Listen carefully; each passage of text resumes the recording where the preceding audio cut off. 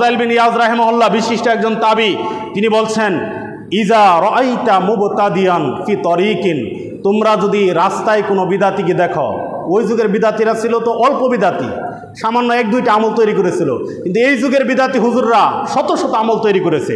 তো তিনি বলছেন যে ইজা রাআইতা মুবতাদিয়ান ফি তরিকিন, যখন তোমরা কোনো বিদাতিকে রাস্তায় দেখবা, ফাখুজ ফি তরিকিন আখার, তখন তোমরা ওই রাস্তা পরিবর্তন করে অন্য রাস্তা ধরো। কারণ ওয়ালা ইউরফাউ লিসাহিবি বিদআতিন ইলাল্লাহি আযজা ওয়া জাল, কারণ বিদাতির কোনো আমল আল্লাহর দরবারে গ্রহণযোগ্য হয় না।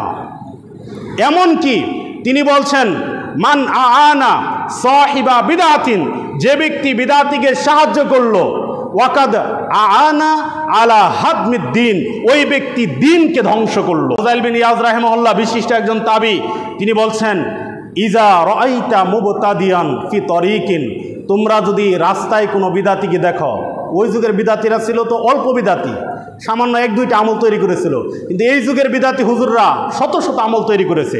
তো তিনি বলছেন যে ইজা রাআইতা মুবতাদিয়ান ফি তরিকিন, যখন তোমরা কোনো বিদাতিকে রাস্তায় দেখবা, ফাখুজ ফি তরিকিন আখার, তখন তোমরা ওই রাস্তা পরিবর্তন করে অন্য রাস্তা ধরো।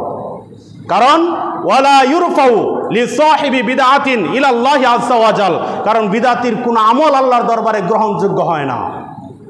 এমন কি তিনি বলছেন, মান আআনা সাহিবা বিদআতিন, যে ব্যক্তি বিদআতিকে সাহায্য করলো, ওয়াকাদ আআনা আলা হাদমিদ দ্বীন, ওই ব্যক্তি দ্বীনকে ধ্বংস করলো।